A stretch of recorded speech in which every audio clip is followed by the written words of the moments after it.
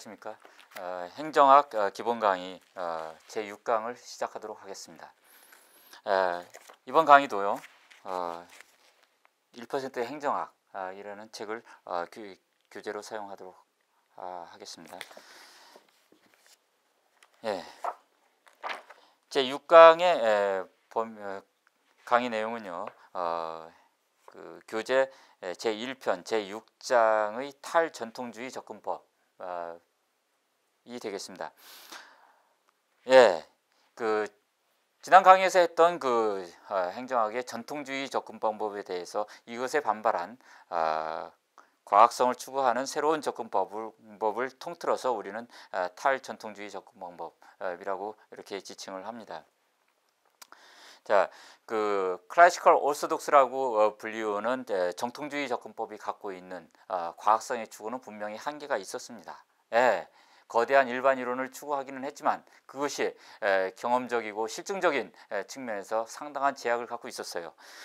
이러한 점을 비판하고 등장한 것이 대표적으로 행태주의입니다. 행태주의에 대한 것은 여러 번 설명했습니다.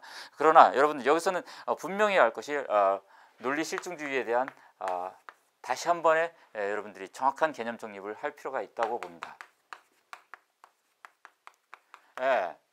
행태주의가 근간으로 하고 있는 이 논리 실증주의라는 개념은요, 우선 논리성과 실증성을 기반으로 하고 있는 겁니다.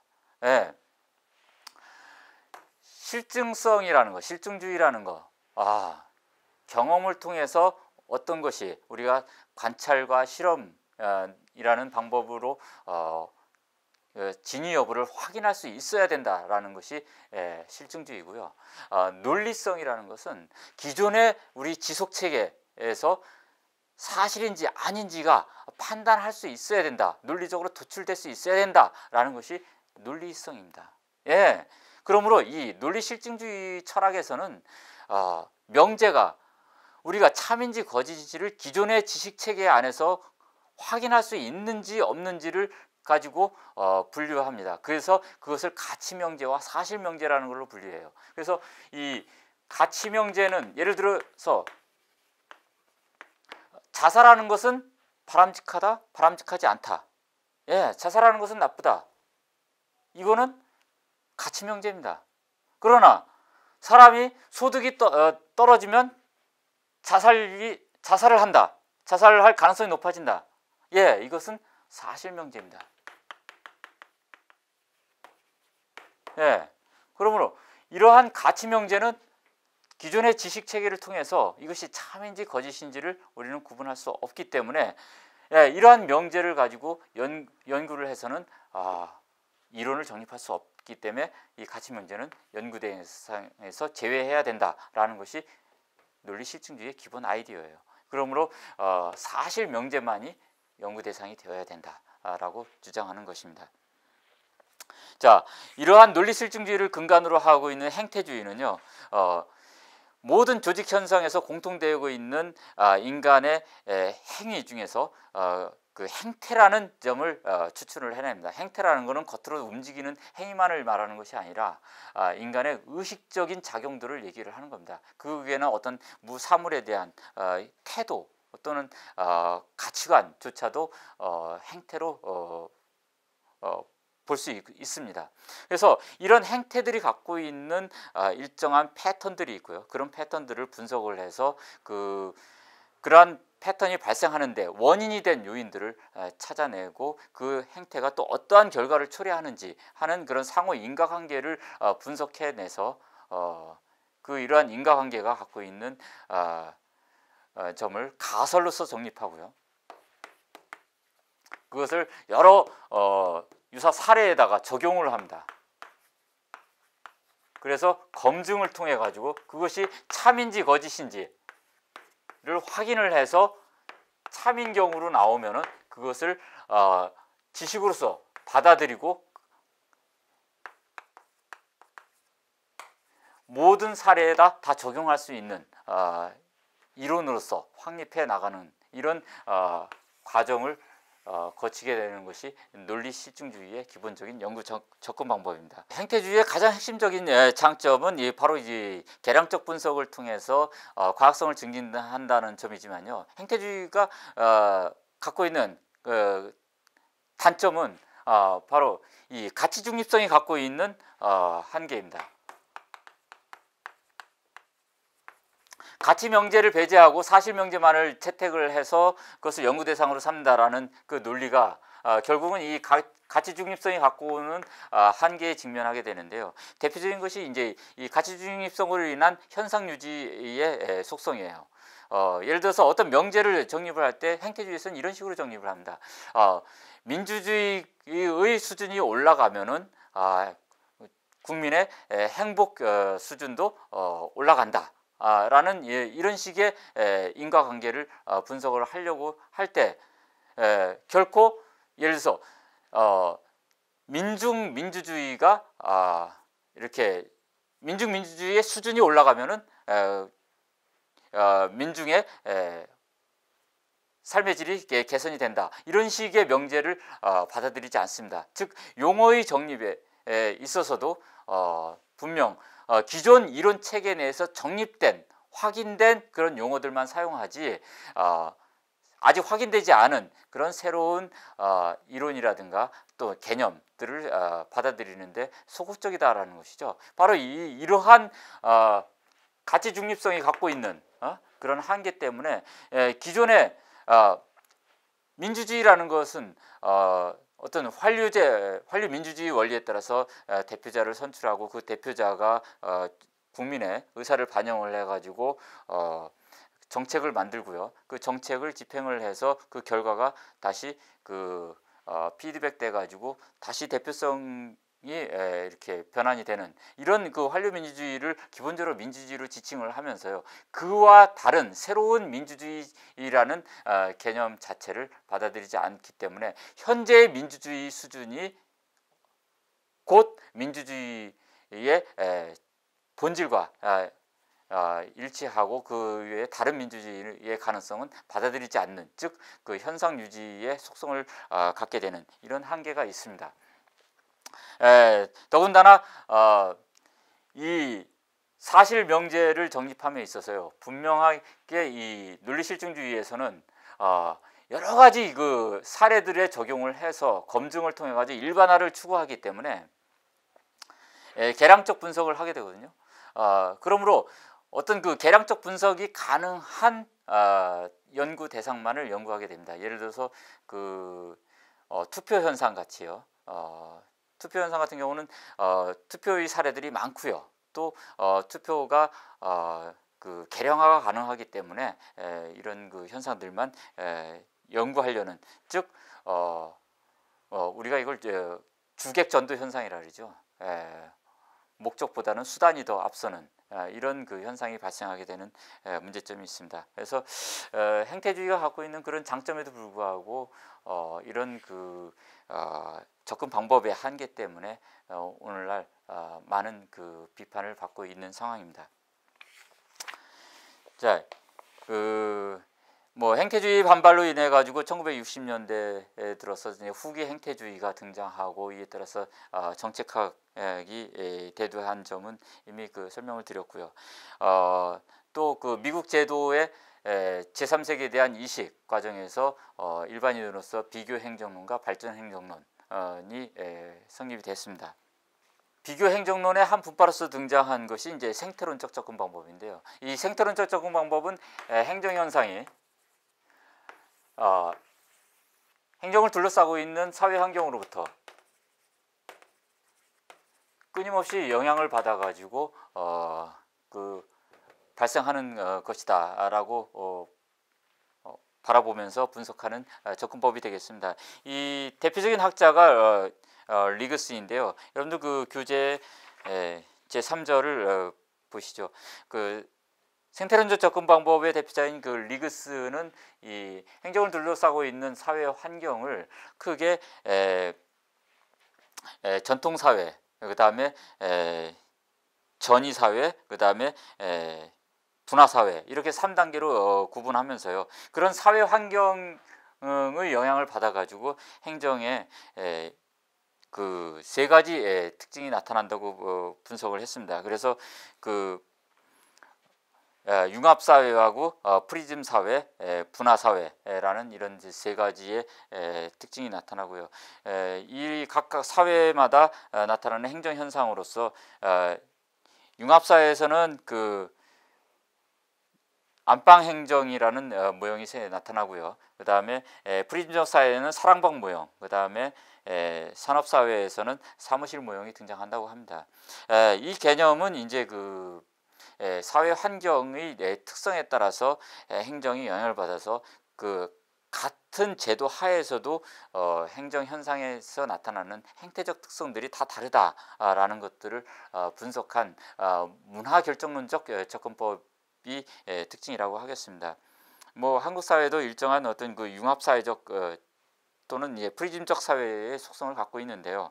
여러분들 그 교재에 나와 있듯이 그 사랑방 모형이 나타내는 행정 현상의 특징들을 쭉 제시하고 있는데 여러분들 이 개념들을 쭉 자세히 이해하시기 바랍니다. 시험에 아주 자주 출제되고 있는 사항 중에 하나니까요. 자, 리그스 모형은 상당히 하나의 그 중범위 모형이라고 볼 수 있습니다. 그러니까 일반적으로 비교 행정론이 모든 그 각 국가의 행정 제도들을 비교 분석을 해서 행정 제도가 갖고 있는 특성이 어떠한 정치 행정 현상을 발생시키느냐 하는 어떤 상호 인과관계를 알아내 가지고 모든 체제에 적용할 수 있는 일반 이론을 추구한다는 특징을 갖고 있는데 이 리그스의 모형은 이 전통사회와 산업사회 중간에 있는 전이사회에서 나타나는 특정한 그 행정 현상들을 특징을 도출을 해냄으로써 융합사회에서 나타나는 그런 융합사회에 적용 가능한 그런 그 제한된 모델을 도출해냈다는 점에서 중범위 이론에 해당한다고 볼 수 있습니다. 다음으로는 발전 행정론인데요. 이 발전 행정론은 이 국가 발전을 위해서 행정이 어떠한 역할을 해야 되느냐 하는 그 발전 전략을 연구하는 대표적인 분야입니다. 이 국가 발전 전략에는 이제 그 균형적 발전 전략과 불균형적 발전 전략이 있는데요. 여기서 말하는 그 발전이라는 것은 기본적으로 이제 서구 사회에서 얘기하는 근대화를 기본 아이디어로 하고 있는 것입니다. 비교 행정론에서 얘기한 것처럼 전통 사회에서 산업 사회로 나아가는 것이 행정이 그 사회가 분화되어서 발전되는 것으로 이렇게 제시하는 것처럼요. 이 발전 행정론에서도 발전의 개념을 기본적으로 근대화라고 이렇게 설정을 하고 그러한 근대화를 추구하는 각 국가적 특수성 하에서 어떻게 행정이 이런 국가 발전을 효과적으로 달성할 수 있느냐 하는 여러 가지 그 방법론을 알아내는데 분석에 초점을 두고 있습니다. 그 국가 발전 전략으로서 이 발전 행정론에서 강조하는 대표적인 개념이 기관 형성이라는 개념입니다. 기관은 일종의 인스티튜션 내지는 뭐 제도라고 볼 수 있는 것인데요. 제도가 인위적으로 형성이 돼 가지고 발전 목표로 설정된 것을 달성하는데 일정한 성과를 낼 수 있다라는 점에서 기관 형성의 개념은 상당히 중요합니다. 우리나라의 그 1960, 70년대 산업화를 추구하는 과정에서 그 경제기획원이라는 기관을 인위적으로 설정을 해서 그 국가 발전 목표를 달성을 했는데요. 그런 것처럼 기관 형성은 발전 행정론에서 핵심적으로 사용하고 있는 개념입니다. 다음의 접근 방법으로는 이제 체제적 접근 방법이 되겠습니다. 이 체제적 접근 방법은요, 기본적으로 이제 그 생물학에서 발전된 그 체제라는 개념을 이 이 사회 현상에도 적용하는 아이디어인데요. 기본적으로 이 모든 그 생명체와 같이 뭐 관료 조직이라든가 기업 조직 이런 그 조직 인간의 조직체를 하나의 체제로 보는 겁니다. 체제라는 거는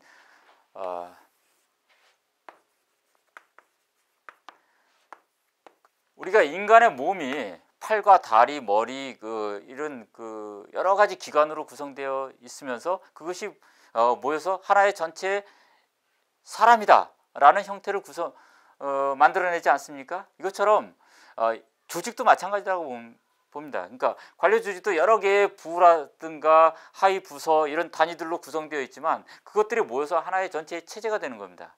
그러면 체제는 어떤 운영 원리로 움직이느냐? 각 부분들이요.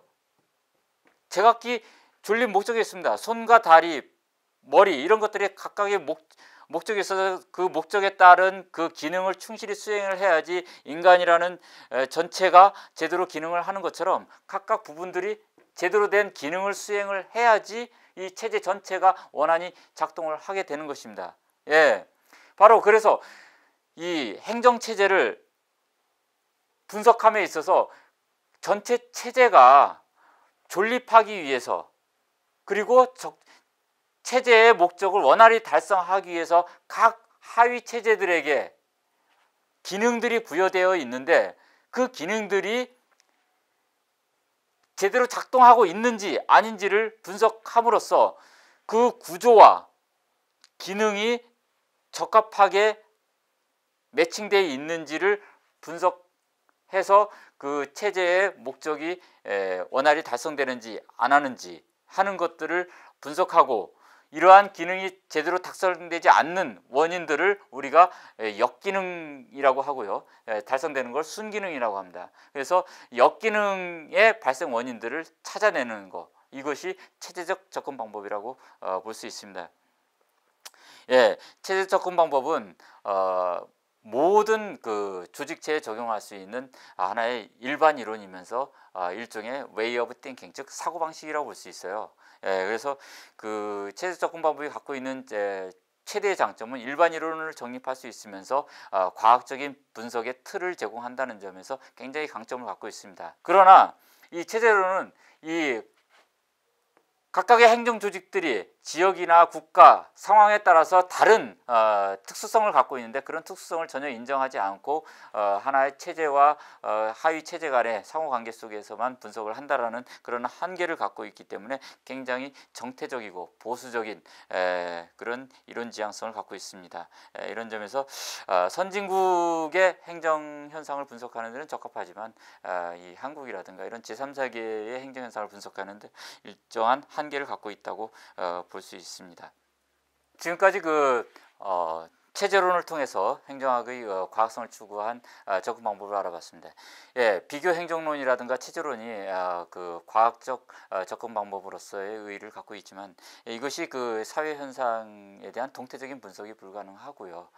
그 다음에 그 각 국가가 갖고 있는 특수성을 제대로 파악하지 못함에 따라서 현실 사회에 존재하는 여러 가지 문제들을 해결하는 데 있어서 제대로 된 처방책을 내놓는데 이런 연구 접근 방법들이 제대로 된 기능을 하지 못했다라는 한계에 직면하면서 등장한 것이 이제 신행정론입니다.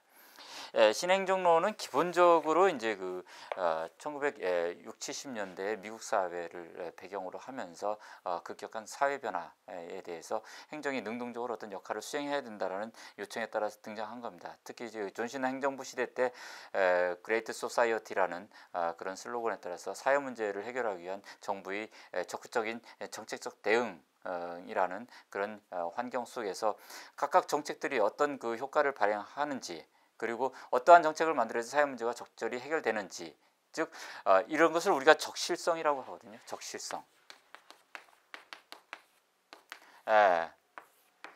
행정은 사회 문제를 해결하는데 일정한 역할을 할 때만 존재의 의의가 있다라고 보는 것이 적실성의 논리입니다. 그러한 적실성의 논리에 따라서 모든 행정 조직은 형성이 되어야 된다라고 하는 것이 신행정의 기본 가치입니다. 그래서 신행정학에서는 기본적으로 주장하는 것이 이제 탈관료주의예요. 예. 전통적인 윌슨 패러다임을 이제 중심으로 해서 그 이후에 등장한 정통주의적 접근 방법에서도 관료주의에 대한 문제점을 분석하는 데 한계가 있었습니다. 그러나 신행정론은 전통적인 계층제적 관료제 조직으로는 이러한 급변하는 사회 환경 속에서 여러 가지 사회 문제를 해결하는 데 제대로 대응하지 못한다. 굉장히 계층 이 탈관료제 이 관료제 조직이라는 것이 어떤 그 수동적이고 그다음에 의사결정의 지연 이런 다양한 문제 때문에 제대로 된 문제 해결 능력이 제한된다고 보고요. 이 관료제 조직에 대한 대응으로서 뭐 매트리스 조직이라든가 팀제 조직 이런 분권화된 조직들을 대안으로서 제시하면서 하나의 사회 문제를 해결하기 위한 기능들을 특정한 조직에만 주지 않고 다양한 여러 개, 2개 이상의 기관에게 나눠주는 중첩된 조직 편성 이런 것들을 대안으로 제시를 했습니다. 행정 학에 있어서 이 새로운 대안을 제시한 이 신행정론은요. 그러면서도 단순히 행정 서비스를 소비하는 시민들을 단순히 그 소비자 내지는 효용을 극대화하고자 하는 그런 그 경제적 인간으로 바라보는 것이 아니라 살아 움직이고 있는 그런 그 생명체로 바라본 것입니다. 그랬기 때문에 행정인에 대한 그리고 시민에 대한 그런 그 현상학적 접근을 시도했다라는 점에서 상당히 특징이 있습니다. 그리고 관료 조직에 대한 어떤 그 전문 직업주의를 주창했다라는 것도 하나의 특징입니다. 이 신행정론과 관련된 하나의 그 사건으로서 소개되는 것이 이제 블랙스버그 선언이라는 것인데요. 이 블랙스버그 선언은 바로 이 미국 사회에 있어서 전통적으로 이 관료제 조직에 대한 어떤 그 무시 내지는 누구나 다 행정 업무를 수행할 수 있다라는 그런 그 일반 소양인 주의 이런 그 행정에 대한 무시를 비판하는 그런 새로운 접근법이고요. 이런 것을 이런 현상을 계기로 해서 신행정론이 상당히 미국 사회에서 반향을 일으켰다 하는 점에서 의의가 있습니다. 그러나 그 신행정론은 여러 가지 그 가치 접근법을 너무도 강조하면서 뭐 사회 문제 해결을 위한 형평성 실현 이라는 그런 주장들이 상당히 지나치게 가치지향적이다. 그리고 사회 문제 해결을 위한 과학적이고 체계적인 대안을 제시하는 데 실패했다. 이런 비판에 직면하면서 한때 유행으로 그쳐버리게 되었습니다. 자, 지금까지 그 전통적 행정학에 대한 반전통주의, 탈전통주의적 접근 방법에 대한 강의를 하였습니다. 이것으로 제 6강을 마치도록 하겠습니다. 감사합니다.